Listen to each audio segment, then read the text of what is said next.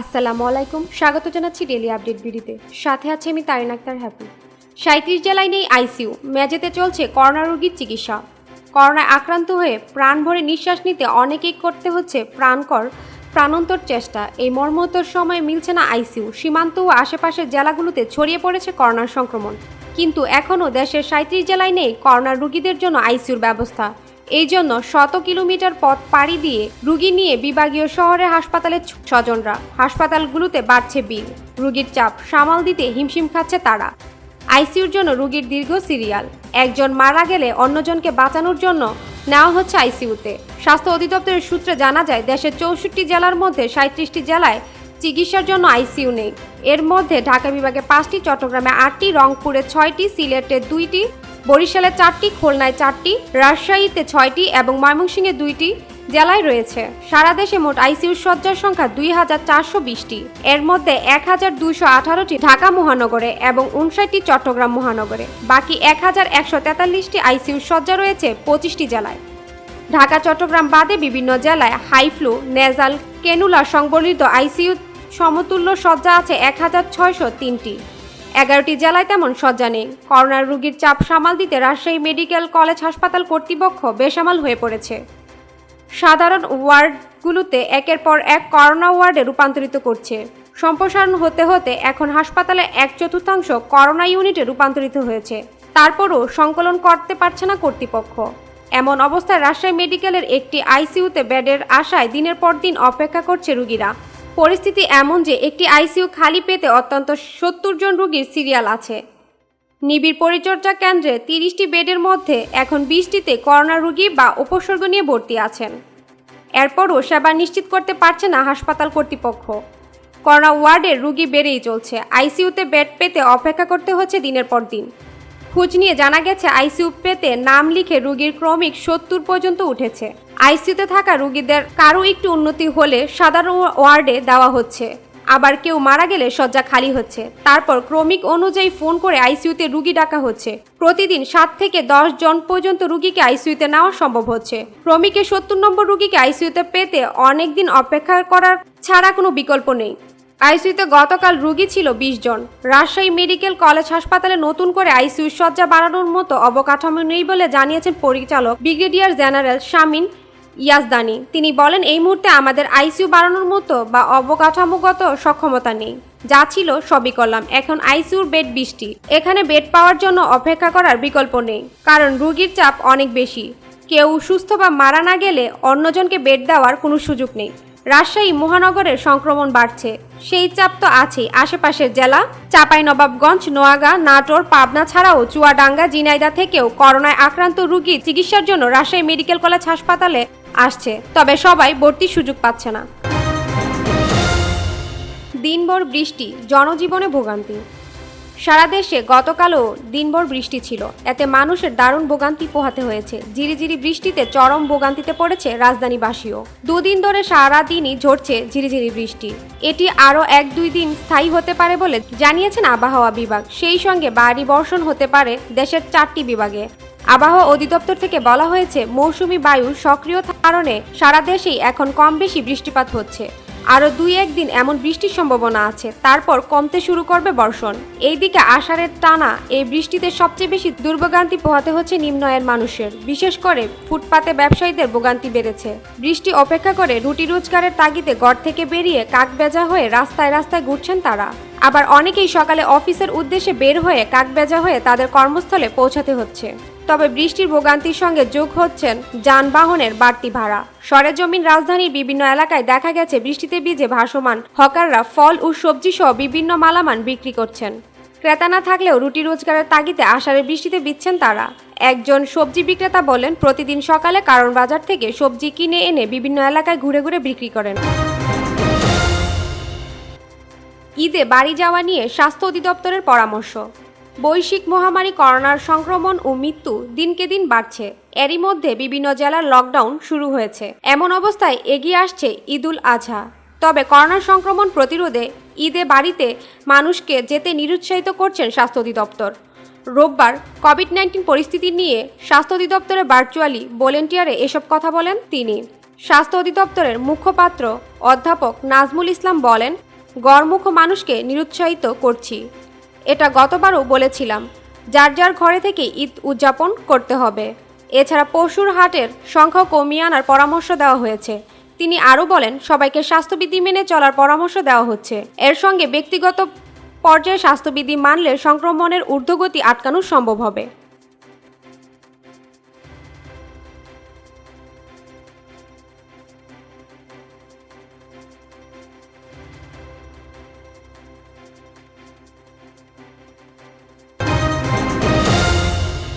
জুলাইও খুলছে না শিক্ষা প্রতিষ্ঠান। সরকারি বিধিনির্দেশ ও ঈদুল আজহার সঙ্গে মিল রেখে শিক্ষা প্রতিষ্ঠানের ছুটি আরও 1 মাস বাড়াতে পারে। সেই হিসেবে শিক্ষা প্রতিষ্ঠান আগামী জুলাইও খুলছে না। আজ রবিবার সকালে মাধ্যমিক ও উচ্চ মাধ্যমিক শিক্ষা বিভাগের সচিব মোহাম্মদ মাহবুবুর হোসেন বলেন, মাঝে করোনার সংক্রমণ কমে যাওয়ায় শিক্ষা প্রতিষ্ঠান খোলার ঘোষণা দেওয়া হয়েছিল। হঠাৎ সংক্রমণ ও মৃত্যু দুটিই বেড়েছে। করোনা সংক্রমণ না কমা পর্যন্ত শিক্ষা প্রতিষ্ঠান খোলার কোনো সিদ্ধান্ত আসবে না। তিনি উল্লেখ করে বলেন, চলতি সপ্তাহে করোনার মোকাবেলায় সরকারের গঠিত পরামর্শ কমিটির সঙ্গে বসে সিদ্ধান্ত নেওয়া হবে। এ সপ্তাহে শিক্ষা প্রতিষ্ঠান খোলার বিষয়ে সিদ্ধান্ত আসতে পারে। এইদিকে শিক্ষা মন্ত্রণালয়ের সূত্রে গেছে, করোনার সংক্রমণের হার বেড়ে যাওয়ায় সরকারি বিধিনির্দেশ আগামী 15 জুলাই পর্যন্ত বাড়ানো হয়েছে। এর 1 সপ্তাহ পর অর্থাৎ 22 বা 23 জুলাই ঈদুল আজহা। 30 জুনের পর শিক্ষা প্রতিষ্ঠান ছুটি পুরো জুলাই মাস দেওয়া হতে পারে। সেই হিসেবে জুলাই মাসেও খুলছে না শিক্ষা প্রতিষ্ঠান। করোনা শনাক্ত হওয়ার পর গত বছর 17 মার্চ থেকে বন্ধ রয়েছে দেশের সব শিক্ষা প্রতিষ্ঠান। দফায় দফায় এ ছুটি বাড়িয়ে 30 জুন পর্যন্ত করা হয়েছে।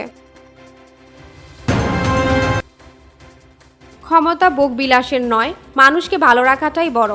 প্রধানমন্ত্রী শেখ হাসিনা বলেছেন, ক্ষমতা থেকে নিজে খাবো নিজে ভালো থাকবো এটা নয়, ক্ষমতা আমাদের কাছে ভোগের বিষয় নয়, কিভাবে মানুষকে ভালো রাখা যায় সেটাই হলো বড়। রবিবার সকাল 11:30টার দিকে গণভবন থেকে ভিডিও কনফারেন্সের মাধ্যমে সারা দেশের 53,340 ভূমিহীন ও গৃহহীন পরিবারকে জমির মালিকানা সহ বাড়ি হস্তান্তর অনুষ্ঠানে এসব কথা বলেন তিনি বলেন, একটি ঘর পেতে মানুষের মুখে যে হাসি, এটাই জীবনের বড় পাওয়া।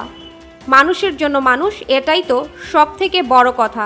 পুলিশ সহ বিভিন্ন বাহিনী ও বিভিন্ন সংস্থা এ কাজে এগিয়ে এসেছে উল্লেখ করে শেখ হাসিনা বলেন, আমরা এ পর্যন্ত 4,42,608টি পরিবারকে বাড়ি নির্মাণ করে দিয়েছি।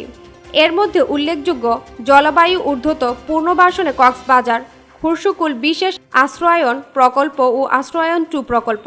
এছাড়াও আমাদের সচিবরা তাদের নিজস্ব চালু হলো দেশের বৃহত্তম রুফটপ সৌরবিদ্যুৎ প্রকল্প। 40 মেগাওয়াট উৎপাদন ক্ষমতা সম্পূর্ণ দেশের একক বৃহত্তম রুফটপ সৌরবিদ্যুৎ প্রকল্প চালু হয়েছে। আজ রোববার এই প্রকল্প উদ্বোধন করেন বিদ্যুৎ, জ্বালানি ও খনিজ সম্পদ প্রতিমন্ত্রী নসরুল হামিদ এমপি। প্রথম পর্যায়ে এই প্রকল্প থেকে 16 মেগাওয়াট বিদ্যুৎ উৎপাদিত হবে। এখান থেকে কেপিস্যাটের নিজস্ব চাহিদা মিটিয়ে উর্ধিত বিদ্যুৎ জাতীয় গ্রেডে সরবরাহ করা হবে। আগামী অক্টোবর মধ্যে এই প্রকল্প থেকে 20 মেগাওয়াট বিদ্যুৎ উৎপাদন হবে বলে কেপিস্যাটের কর্তৃপক্ষ আশা করছে। সৌরবিদ্যুৎ প্রকল্পের উৎপাদিত অনুষ্ঠানে বিদ্যুৎ, জ্বালানি ও খনিজ সম্পদ প্রতিমন্ত্রী নসরুল হামিদ বলেন, বাংলাদেশের স্বাধীনতার পর থেকে এ দেশের অর্থসামাজিক ও অবকাঠামো উন্নয়নে প্রশংসনীয় ভূমিকা পালন করেছে বন্ধুরাষ্ট্র কোরিয়া। কেপিস্যাটের সৌর বিদ্যুৎ প্রকল্প বাংলাদেশের অর্থনৈতিক উন্নয়নে ত্বরান্বিত করবে বলে আমি আশাবাদী। অনুষ্ঠানে বাংলাদেশে নিযুক্ত দক্ষিণ কোরিয়ার রাষ্ট্রদূত লি জাং-কুন বলেন, কেপিজেড বাংলাদেশ ও কোরিয়ার বন্ধুত্বের প্রতীক। কেপিজেডের উন্নতি অর্থ বাংলাদেশের উন্নতি। বাংলাদেশের ব্যবসায়িক খাত ও কলকারখানা যত সম্প্রসারিত হবে, এদেশ ততই সমৃদ্ধ হবে। কেপিজেডের প্রতিষ্ঠা কোরিয়ার ইয়াংওয়ান গ্রুপের চেয়ারম্যান কিয়াকশান বাংলাদেশ সরকারের বিনিয়োগ বান্ধব নীতিমালার প্রশংসা করে বলেন, কেপিজেড তার নিজস্ব চাহিদা মিটিয়ে সৌরবিদ্যুৎ প্রকল্পের ঊর্ধ্বিত বিদ্যুৎ জাতীয় গ্রেডে সরবরাহ করবেন। মেগা প্রজেক্টে মেগা লুটপাট চলছে বলেছেন ফখরুল। মেগা প্রজেক্টের মাধ্যমে সরকার মেগা লুটপাট চালাচ্ছে। 10,000 কোটি টাকার প্রজেক্ট হয়ে যাচ্ছে 50,000 কোটি টাকা বলে মন্তব্য করেছে বিএনপির মহাসচিব মির্জা ফখরুল ইসলাম আলমগীর। রোববার জাতীয় প্রেস ক্লাবের জিয়া পরিষদিত কেন্দ্রীয় কমিটির আয়োজিত অনুষ্ঠানে তিনি এই মন্তব্য করেন। বিএনপির মহাসচিব বলেন, সরকার পরিকল্পিতভাবে মেগা লুটপাটের মাধ্যমে দেশের অর্থনৈতি ধ্বংস করছে। লুটপাটে রাজত্ব কায়েম করছে সরকার। এখন বিভিন্ন স্থানে বড় বড় গেট নির্মাণ করা হচ্ছে। বিভিন্ন স্কুলের গেট নির্মাণে বড় বড় ব্যয় ধরা হচ্ছে, অথচ এখন আমাদের প্রয়োজন ছিল ক্লাসরুম সংস্কার করা। মির্জা ফখরুল ইসলাম আরও বলেন, কৃষক এখন বাজারে ন্যায্য মূল্য পাচ্ছে না।